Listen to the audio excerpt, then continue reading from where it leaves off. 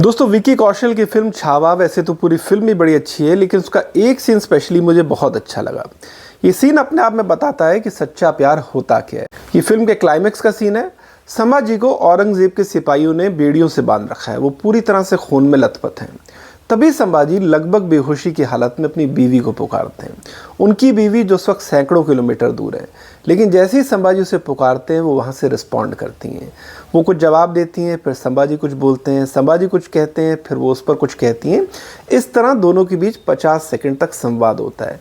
भले ही दोनों सैकड़ों किलोमीटर दूर थे, फिर भी वो दोनों एक दूसरे के जज्बात समझ रहे थे और बात कर रहे थे।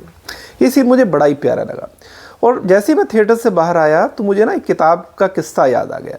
विक्टर फ्रैंकल की एक बड़ी मशहूर किताब है, नाजी कैंप में जो उनके एक्सपीरियंस थे उस पर उन्होंने लिखी थी। किताब का नाम था मेंस सर्च फॉर मीनिंग। इस किताब में विक्टर फ्रैंकल लिखते हैं कि कैंप के दौरान जब मैं बहुत उदास हो जाता था तो अक्सर अपनी बीवी को याद करता था, और बीवी को याद करते वक्त मैं ये सोचता था कि जब हम लोग मिलेंगे तो हम आपस में क्या बातें करेंगे। उन्होंने कहा कि लेकिन फिर अगली सेकंड मैं ये भी सोचने लगता था कि यार मुझे तो ये पता भी नहीं कि मेरी वाइफ ज़िंदा है या नहीं। लेकिन फिर मैंने बाद में सोचा कि क्या इससे सच में फ़र्क पड़ता है कि वो ज़िंदा है या नहीं, क्योंकि उसको लेकर जो मेरा प्यार है, मेरे दिमाग में जो उसकी छवि है, हमारे बीच जो मानसिक संवाद होता है और उस संवाद से जो मुझे खुशी मिलती है, उस खुशी को तो दुनिया की कोई ताकत नहीं छीन सकती। उन्होंने कहा कि उसी वक्त मुझे ये रियलाइज़ हुआ कि मृत्यु से भी ताकतवर अगर दुनिया में कोई चीज़ है तो वो प्यार है।